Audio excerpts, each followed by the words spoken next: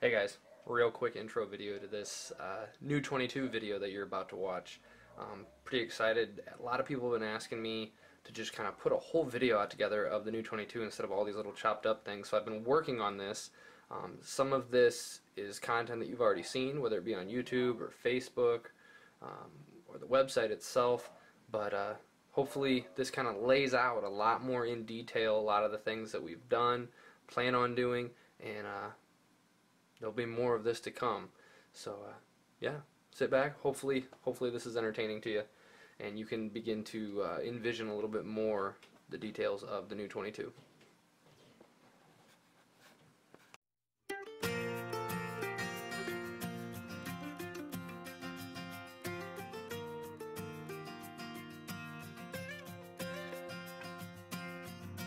Driving through these old rolling hills to the closest place to heaven I know. Heading north through Kentucky to the only place I'll ever call home. I'm leaving the bluegrass state behind, waiting for me on the other side.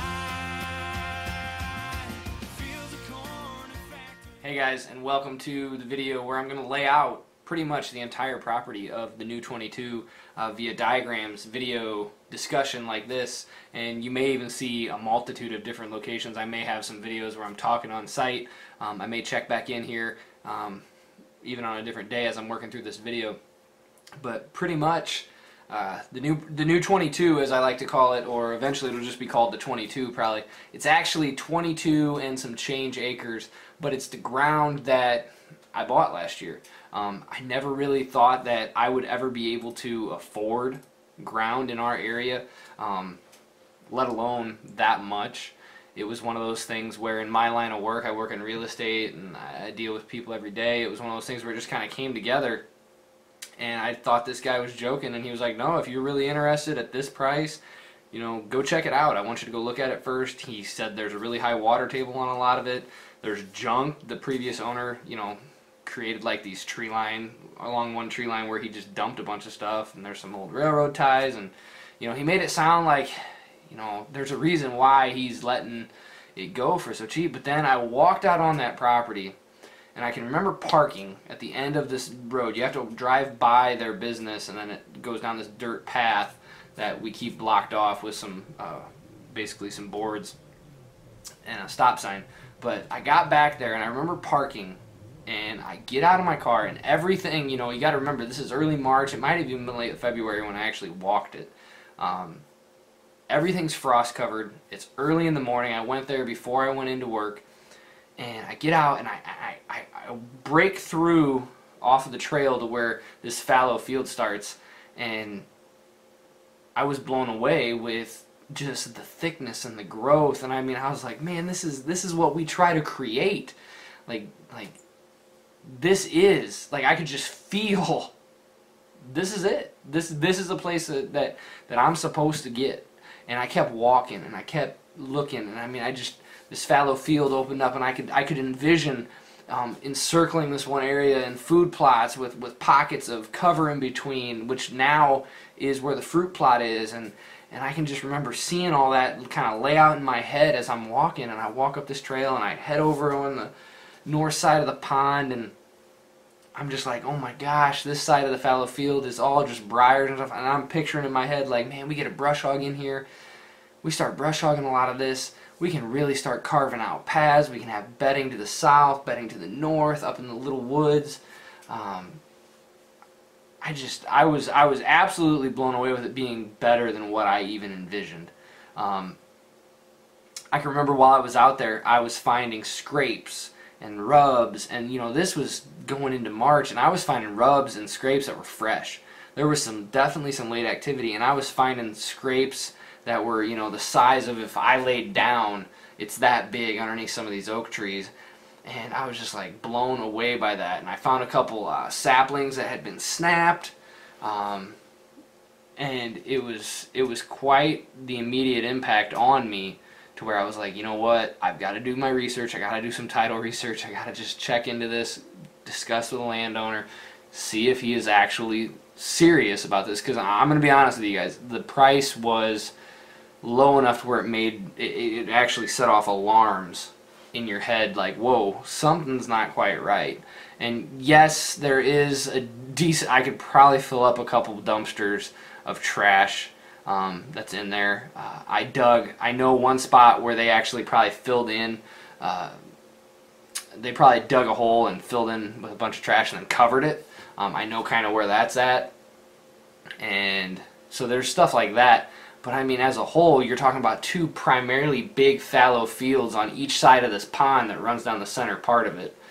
And it just screamed whitetail heaven, kind of, in this industrial, rural development kind of setting, you know, where to the east I have a 30-some-odd acre field that's actually holds too high a water table for many farmers to deal with it. But then I got, on the other side of that, there's this creek bottom that always has water. It's spring fed from the north. And then on the other side of that is this industrial park. So, you know, to the east I've got field and pasture and high grass. It's just turned into like a prairie grass field with this river bottom, but it's really a creek bottom that's always providing cover. And I know the deer bed over there. And then to my west is where I come in off of one county road. I drive by some houses, I drive by their business. You know, to the west I have homes on the southern half of my property, to the west across some backyards and such. But it's clearly marked with a chain link fence even, so like part of it is, I guess I should say. But and then on the southern side I have a county road with and then on the other side of that, on half of my property, I guess you could say on the southwest of my property, there's a housing development, small development, and then directly south and southeast is still undeveloped. And actually to the southeast, where that creek bottom runs in, there's a 200-acre parcel that's undeveloped. About 100 acres or 140 acres of it, maybe even 160, is a cornfield that a farmer farms. So it's one of these pockets where I've got all this stuff around me, and to the north there's houses, although to the northwest there's like a 30-acre blueberry farm that then, if the deer cross one more road to the north of that, they're on into about 200 acres of mixed-use backyards, swamp, a few more fields, if you will, corn and alfalfa up there. So, but it's one of those things where I'm in suburbia type rural, but it feels country. It feels much quieter than what it really is. So I don't know how well this is all going to translate over, but we brush hogged a bunch. We got a bunch cleared. And actually this year now, 2017, so this was 2016 when I bought the property. In 2017, this year, we've expanded it a little bit more. But for 2016, basically when you came into the property, you had only the easement access off of the west side that was easily set up. Nothing along the southern road was really set up. That's where the highest water table is. There's going to need to be some trees cleared, maybe even some dirt hauled in to really assure that we actually can park down there and be able to access without disturbing a lot of the deer. But this easement off from the west was the easiest place to come in at, and it actually played out in 2016 because I had a lot of easterly winds, which the tree stand that's right along that edge is where I ended up actually shooting splits, which is one of the bucks that we started having bucks come and come to me. But to kind of lay out the property, if you will, we'll keep moving on around. So like right in front of that stand, there was kind of like a big oval drive, and the outer edges of that, you know, we planted all of this in clover, chicory, and winter rye and winter oats. Pretty heavy in winter rye and winter oats. Right now in 2017, it's about 8 inches tall, about ready to probably start thinking about going to head. But that whole area was planted, and then if you picture that oval, there were cross sections cut through all the briars and stuff. So you had all these winding trails with planted food plots around here, and immediately off of them you had bedding. Not only to the east, but to the south. You also had bedding then on to the north into the fallow part of back portion of the storage units, which you'll hear me talk about, which are actually to the northwest of the property. But behind them, or to the east of them, but to the north of my property, is a fallow portion of about 3 acres, and that's actually where I think splits came out of that day. But that's that side of the property. Pretty much you've got the fallow field to the southern side of it, which we're going to continue to encourage better bedding. That's going to always be a bedding area. Then on the northern half of that, in that little pocket right there between the pond and the bedding, which runs along there, and that western tree line, and then on into the dirt track, which you'll hear me talk about the dirt track. It's an abandoned dirt track with dirt mounds and jumps and all kinds of stuff that they've just left vacated. Years ago, they used to even hold, like, I guess BMX and motocross type stuff there, but it's been a long time. I mean, there's saplings that are taller than me out there, and some oaks that are, you know, pretty substantial, 2 inches wide, 3 inches wide. But that side of the property is also where we are incorporating now a fruit plot. Hey guys, so I'm actually at the new property today, and I'm going to be doing some cutting. The truck is actually parked facing north, and directly behind the camera is the tree that I shot splits out of this year. And one of the things that I'm going to do is this area right here, there's pockets of these brush piles that we left, and we put clover and chicory and oats and rye down, and I can see a bunch of it starting to come back up now. A lot of the cereal grains are starting to pop. I do see some clover. It's nothing too strong because we didn't really kill this much before we tilled it, so we basically scraped it, exposed some dirt, and threw the seed down. This year we'll prep it a little bit more. But this patch right here is eventually going to go away. It's kind of off to your left. There's a big patch, maybe about 20 feet by 30 feet.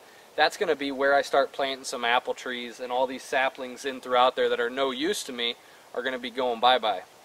But I'm probably going to keep a stretch of this. I may hinge these trees down to create kind of an edge right here.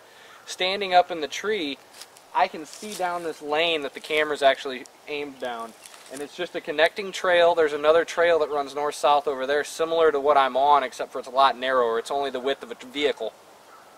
And there's a couple more of those that kind of go back and forth between these two trails, but what I want to do is on over that direction is the pond. Once you get through that edge, you only got about maybe 20-30 yards at the most till you hit the pond, or where the berm starts around the pond. And what I want to do is have a trail that kind of pops in there, and they bed in there, and then it shoots on down parallel to the pond, kind of like a creep trail, where if I have a northwest wind or something like that, or even a southwest wind or a south wind, a buck might use that trail more likely without exposing himself fully out here. So I don't want this trail to be any wider than maybe 2 shoulder widths myself, and I won't hinge along it. What I'm going to do is cut it open, because I want a deer to be able to walk it and know that they can shoot off in any direction at any time. This is a good time where hinging is not going to be beneficial, because what's going to happen, and I may hinge a couple throughout there. If I see a soft maple or something that's going to be good food, I might, but I'm not going to hinge down the edges of this, because what that's going to create is basically a cattle chute, and they're not going to feel safe running that. So, but I want to have that to where they can pop out right here, and then I'll know that they're coming because I can peep down. I'm going to cut another peephole on down farther to my left, your right. On down this way, I want to have another trail that runs kind of through a lane that I can see all the way down through. So what I'll probably do is I'm going to go in here with the chainsaw, I'm going to angle it and start going that way, and then when I get to the next point where I want to be able to look down from the tree stand, I'll probably shoot another parallel trail, well, not parallel, but I'll shoot a parallel trail to this one. On down farther to the south, I'll cut another opening access point out of that trail into this food plot, if you will, that's scattered with these brush piles.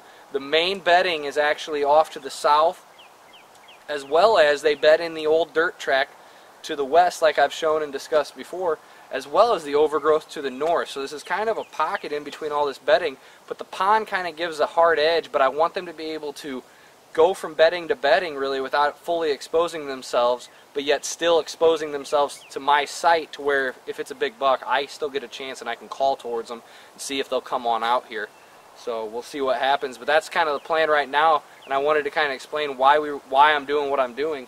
And I'm going to go in there, and maybe I'll take you in there with you once I get done, and we'll see how much progress I get. So as long as the chainsaw runs, I'm going to keep cutting.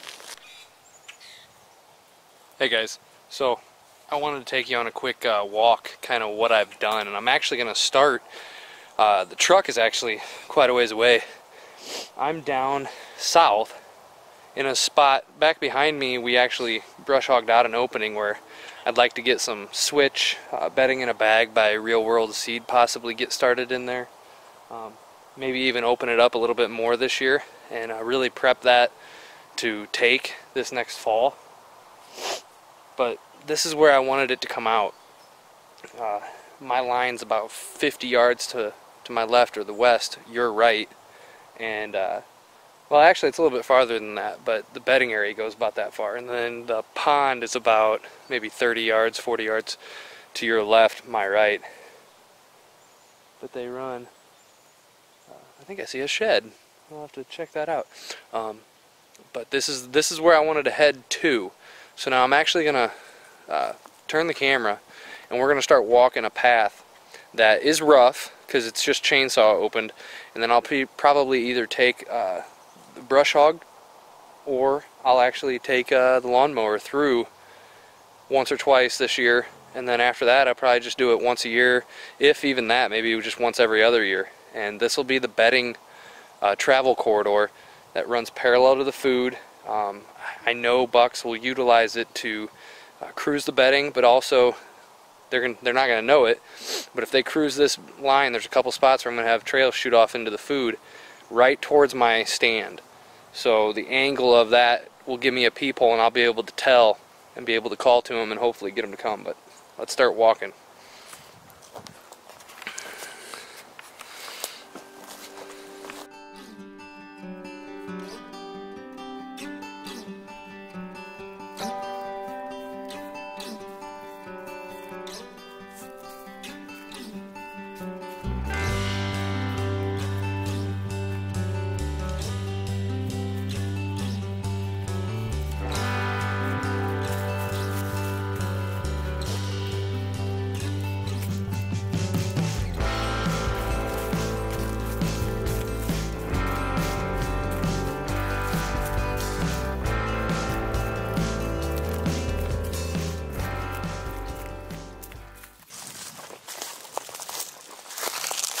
Alright, now this is the first opening. I'm going to try to zoom in to the tree stand.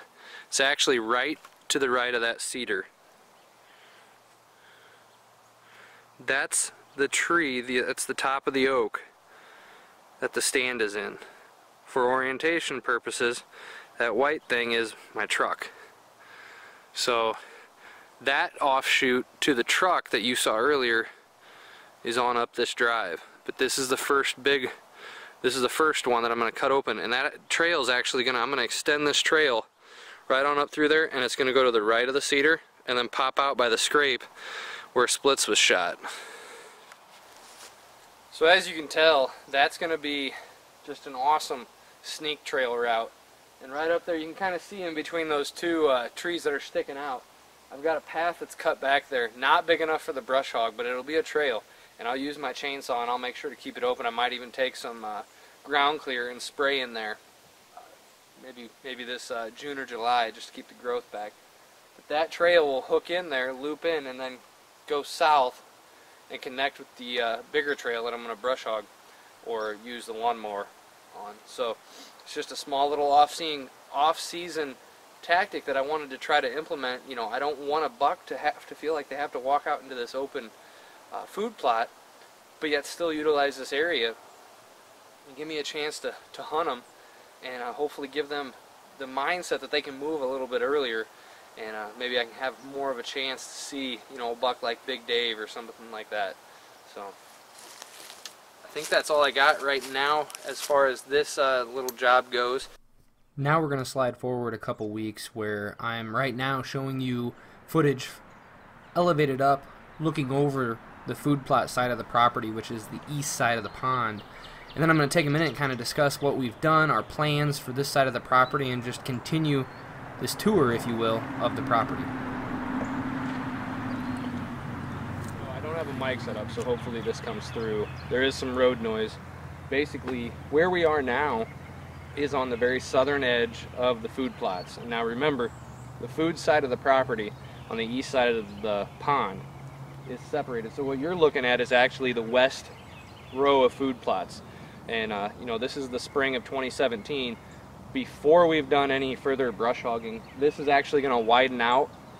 It's going to extend a little bit further that way, and in the future you're going to be able to weave your way through into another pocket of food plots up there that exists on this side. And then on the east side of the main row of fingers, now remember, this separation in the food plots is to create pockets of food that doesn't feel like a wide open field. And the central line that separates the two are extremely thick blackberry, raspberry, saplings. There's also a big patch of sycamore saplings, which over time will be surrounded by Norway spruces that we planted. There's a few cedars mixed in there as well, but that's, you know, 3, 4, 5, 6 years out. But in the meantime, we're going to use those sycamores, and we're probably going to hinge them over a little bit as they thin out, because as they grow, it's going to get rid of what's growing beneath them a little bit, and it's already thinner underneath them because of the canopy. So I'm actually going to go through there this year and maybe selectively hinge 1 or 2 of them over, just to create a little bit more of a sight blocking in between the two sides. But this is the southern food. We don't do much beyond, you can kind of see where some sorghum failed last year. It grew, but it wasn't thick enough. Wind knocked it over. When you're planting those plot screens, you got to make them thick enough so the wind, that was just a last-ditch effort. I had some seed, so I wanted to try it. It grew great, and I have no doubt if I would have planted them in a thicker arrangement, it would have worked a lot better. But let's go ahead and switch now over to the west side of the food, take a look at what it looks like from the southern edge of the property, and then move our way on up towards the little patch of pines and bigger woods. As we progress up there, I'll talk along the way.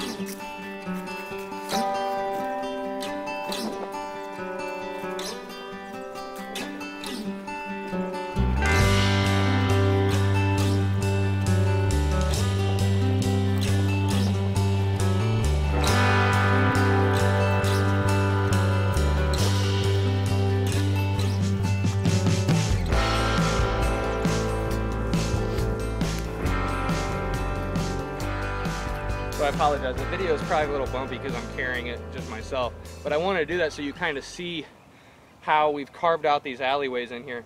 And just so you know, you were being carried about at a human head high, so as thick as it looked in the spring before green up, it's even thicker to a deer and even thicker once it greens up. But we are now on the, get rid of my gum there, we are now on the southern side of the east side of the food plot side of the property, and you can see it extends on up here. This was our brassica plot this last year, and what we plan on doing here is also extending. We're going to extend further to the east, get rid of a lot of this briars to the east here, and instead we're going to incorporate, this is where a lot of the soybeans are going to go in. And one thing I hope to do is use that upland game mix by Real World Wildlife Seeds that has, if I remember right, it has milo, sunflower seeds, and soybeans predominantly, but it's going to create a higher elevation of cover. I'm going to use that on my edges on the southern side of the little woods that we'll eventually come to. We're also going to go discuss the west side of the food, but on the north side, we were just at the south side of that side. I'm going to plant some up there as well because there's a finger of cover along the pond that they like to bed, and I want to give them that little bit of a breakage out of cover, but not fully out of cover because of the height of the milo and the sunflowers. So but this is where we had our brassica plot this last year. It did great. You can tell the deer pretty much annihilated it. It's down to dirt. If we weren't going to plant soybeans in this and I was going to go to like a clover mix or whatever, the dirt's exposed right now. I could have frost seeded it and it would probably already be popping really good. So keep that in mind as one thing that you can always do. And if I had excess clover seed just laying around, I probably would have thrown it down anyways because it's going to be another month or two before we get the soybeans in the ground, and that would give them something to come and nibble on until then.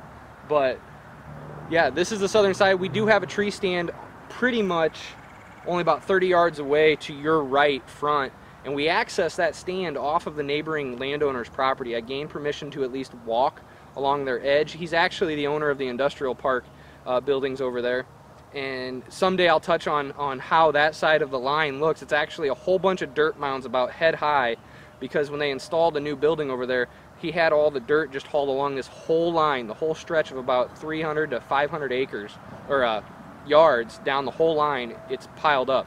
And I'm actually going to reach out to him to incorporate and utilize some of that dirt. If I can never get a bobcat in, what we're going to do is we're going to add topography to my property pretty much. I'm going to create berms throughout these covers and allow stuff to grow up through them. But what that'll do is it'll actually elevate it even more. It'll create the sense of topography, and I'd like to incorporate some mounds over in the bedding side of things, similar to how the dirt track allows deer to have stuff to bed up against, get out of the wind. It's amazing what just a 2 or 3 foot elevation of a berm can do to get deer out of the elements, wind. If it's a really rainy but windy day, they can actually bed on the downside and use that as a shield. You know, if you've ever done that as a human being when you're camping or you're out in the wilderness, it's amazing what that slight elevation can do. But let's go ahead and keep on progressing up this side of the property, and then we'll slide over to the west side, and we'll be done pretty much on the food plot side of things, seeing firsthand what the property looks like right now. In pretty much April 1st is the day that we're making this, capturing this video, although you probably won't see this for another month or so. But this is, again, before spring green up. The pear trees, the wild pear trees, are starting to pop their blooms, but that's because we've had an unseasonably warm and early spring and very light winter. As of just about a week or two ago, in the late part of March, we had bucks still clinging to both sides of their antlers because there's no stress this winter. We never had a deep snowfall, and if we even came close to one, it was gone within 48 hours. They've had food predominantly the entire winter, very low stress. So I think they're hanging on to their antlers a little bit more. I expect all the deer, does, bucks, everything to enter this year a lot healthier than they normally do because the winter did not put any stress on their bodies pretty much. So I expect healthy fawns. I expect very healthy bucks. They're not going to have to replenish as much nutrients, so they may actually get a head start on a better headgear, hopefully. So I would expect to see some bucks possibly increase their size more than we typically would see. So let's keep on moving.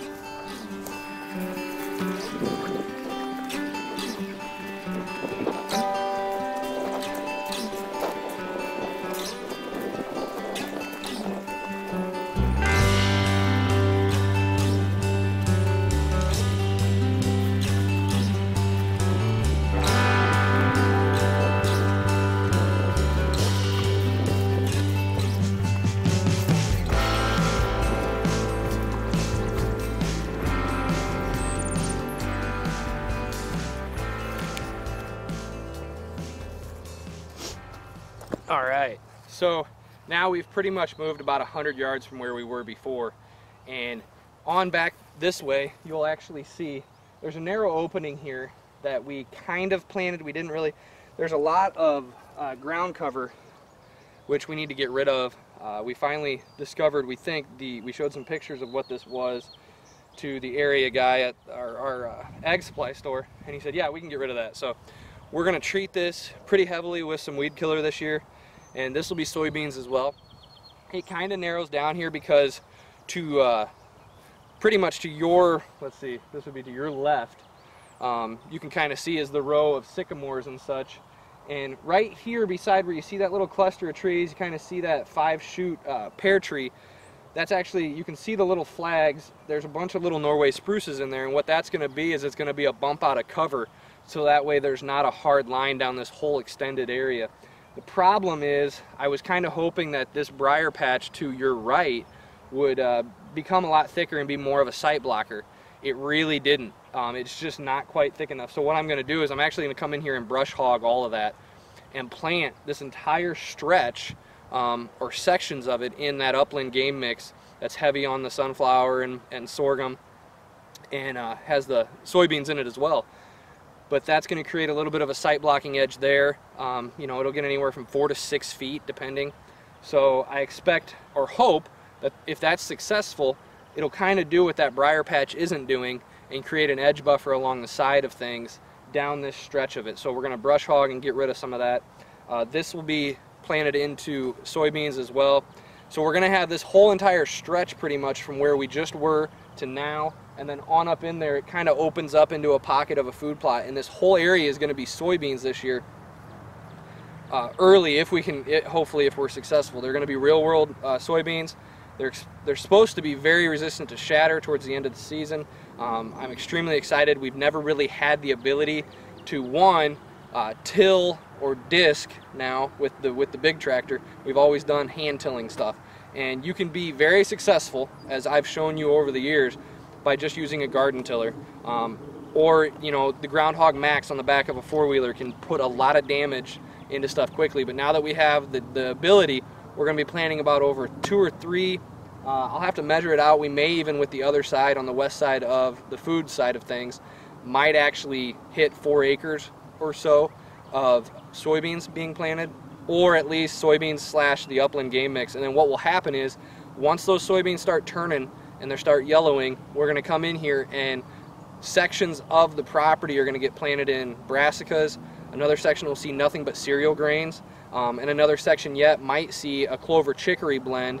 That way we have stuff that's going to come up in the spring. We'll have the cereal grain section that'll re-green in the spring, and then we'll have the clover chicory blend that'll green up in the spring as well, and we'll start it all over again.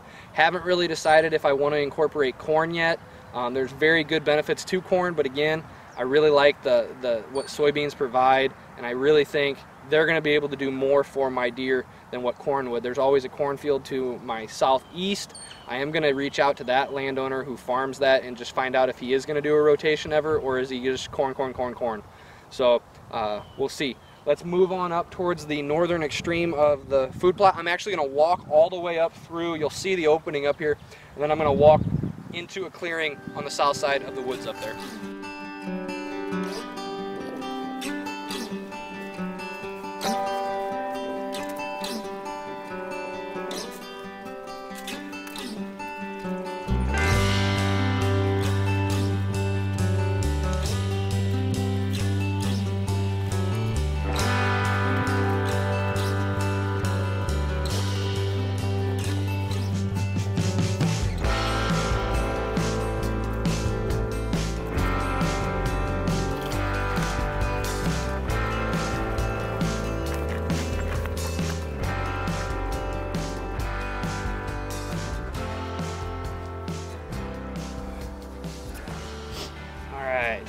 So now we're facing north. We've stayed facing north this entire side. And we're up, there's an opening right here to your right where you actually go to the neighboring landowner's field. That's just fallow. It's got a real high water table. They really could probably, if they worked the ground, they'd have to dig some trenches or water retention out there because it gets real low. And that's where that dirt mound is. But they love to cross right here. This is a natural opening. It's been there for years. So it's kind of one of those ancestral runs that they utilize, and mama does do it with their fawns, so the fawns just pick up on it and keep doing it. You'll see we've got some trees here protected. These are actually the chestnuts that we planted. There's 3 or 4 along this side, and then there's a couple more along the left side of this opening up here that you can't hardly see. But this opening right here, there's actually a tree stand in the very corner of that woodlot, and this is where it gets into more of the mature timber on the property. There's about 3 acres and then a row about 40 yards wide that shoots all the way to the west. But this end kind of sticks out. It's like a big rectangle, the property is, with the pond running in the middle. But then on the northeast corner, there's a square chunk of timber that extends up on top of it. And that's what that is. That's going to get logged out. I haven't really touched that much, because it's one of the few areas. It's a different type of bedding area because it's thick all around it, but it's not really big, so I have a feeling some deer will bed in there. But I've stayed away from doing anything in there like hinging or anything like that because I know I'm going to aggressively log it. I'm going to tell them to take anything that's worth anything in there, and then I'll start sculpting it after that. I didn't want to hinge, cut, or plant or do a bunch of stuff up there and then have them come in and log and destroy what's been done. So this area right here that you're seeing is a spot that they come from the west on top of the pond, or they'll come down out of that fallow field by the storage units, which you've seen, and we'll visit it later on in this video as well.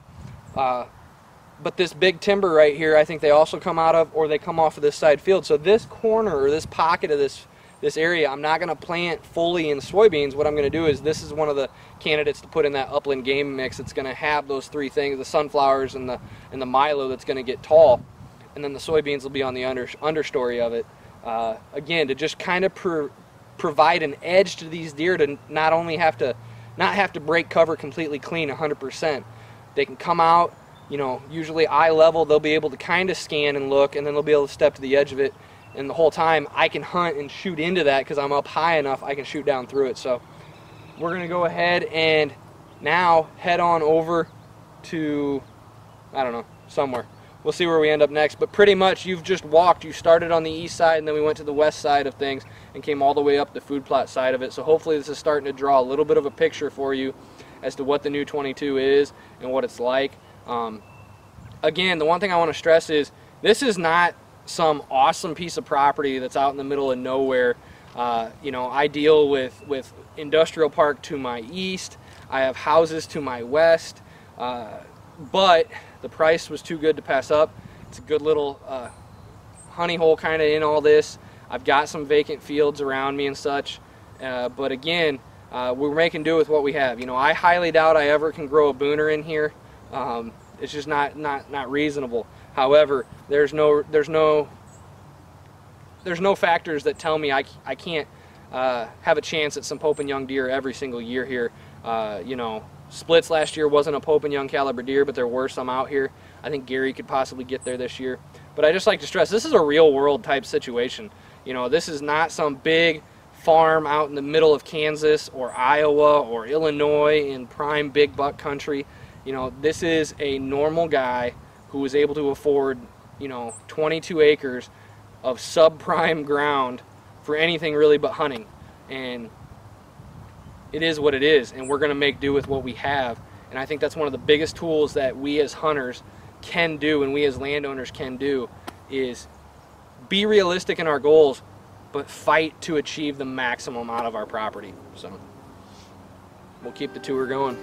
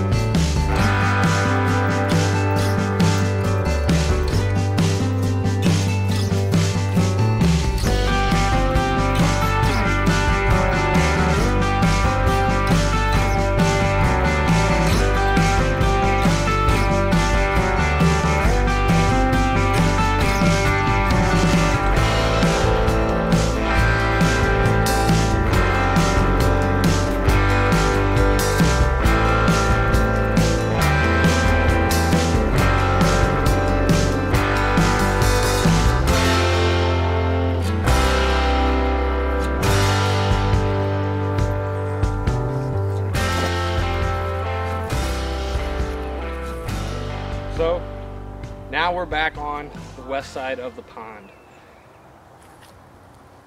Here's the spot that you've seen me park at in other videos. The tree that I shot splits out of is right there, and he died down there by that oak tree. So what you're looking at now to your left is actually where all the food or the fruit plot is going in. Basically, you can kind of see one tree up there, and you might be able to see the one here behind me. But you'll notice there's these pockets all throughout here, and I've hinged over to take away the light, but also some of these are those wild pear trees that are in there, and they will help cross-pollinate the two pear trees that we have, which is the one right here and then the one farther down that you can see. The other trees in this corridor, which are planted on the top of this group of cover that you can see to the left here. There's 2 or 3 down that opening that you can see, and then there's a few more down on the other side of that other cluster. And there's a total of 6 apple trees. It's either 6 apple trees or 5, I'll have to count, and 2 pear trees over here. And we've got 2 chestnut crabs, which are the main pollinators in here. But the other apple trees will help cross-pollinate each other, except for the Arkansas Black. That one will not help pollinate any of them. But it's a very valuable tree from what I've heard as far as disease resistance, as well as the firmness of the fruit, and they can hold on into November. But for now, the day that I'm actually making this, I've got to work on mulching these apple trees. So stay tuned and the tour will continue. Hey guys, so I'm at the new 22 and I'm walking back right now to check on the Dunstan chestnut trees that we planted. Also check on the brush hogged areas I brush hogged last week. Or I guess now it's been 2 weeks, but I've noticed already the green explosion has happened. Anywhere and everywhere that is exposed to light is greening up here. All the apple trees look like they were doing pretty good. I'll take you back to those when I head back that direction. But I don't know if you can see this. Let me pan around over my shoulder. You can tell where the oats, where I did plant oats right here that really grew up. That whole section. Didn't really plant any of this. You can kind of tell, but definitely that section where the oats were, it grew back up. This is all going to get tilled under, and this is that section. This whole area, even where I'm standing, not just where you see the oats, this whole area is going to be that upland game mix, and the goal is hopefully to get that to take. So we'll see. Worst case, it doesn't work, but I think it will. We're going to come in here and do a bunch of spray killing with Roundup to take care of all the vegetation. But I'm going to go check on some of these chestnut trees. As you can tell, there's definitely some buds happening. Very happy with what we got going so far.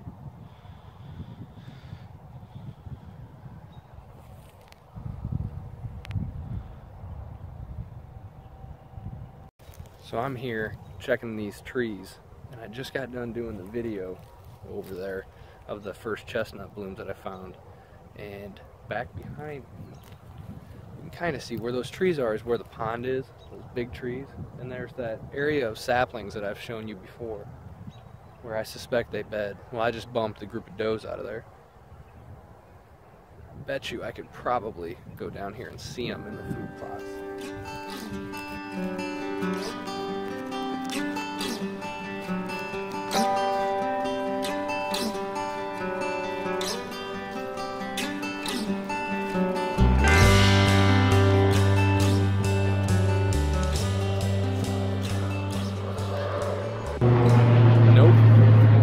Must have moved on down towards the southern side of the property on this side. So that's the stuff they were in.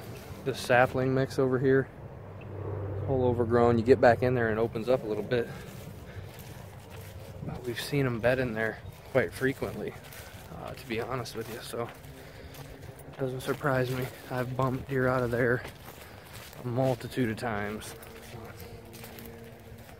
Just another reason why having this upland blend mix up here, maybe even starting to incorporate it in other spots, is good because of how tall it'll get. So during the year, it might be easier to slip in and out. Now granted, I was making noise today, so that's part of why they heard me. But yeah, I'm liking everything I'm seeing so far. So now I'm going to continue checking on the chestnut trees up here. While I'm here, I'm going to look at these Norway spruces and see how we did. These are those Norways that you actually saw me plant when I first got the property, and you can tell they have done amazing. This one's putting on a lot of fresh growth spurs. Got one over here too, doing real well. Very happy. There's one back there by that flag that's doing well, but not quite as good. Let's check out some of these. This is actually the spot that I made the video on the drought that we were experiencing. That one looks like it's gonna take off. It's got fresh growth. We've got some of these that are just doing amazing, like this guy right here. See if I can get the camera to, but look at how good and green, and every tip is starting fresh growth. Oh, here's another really good one.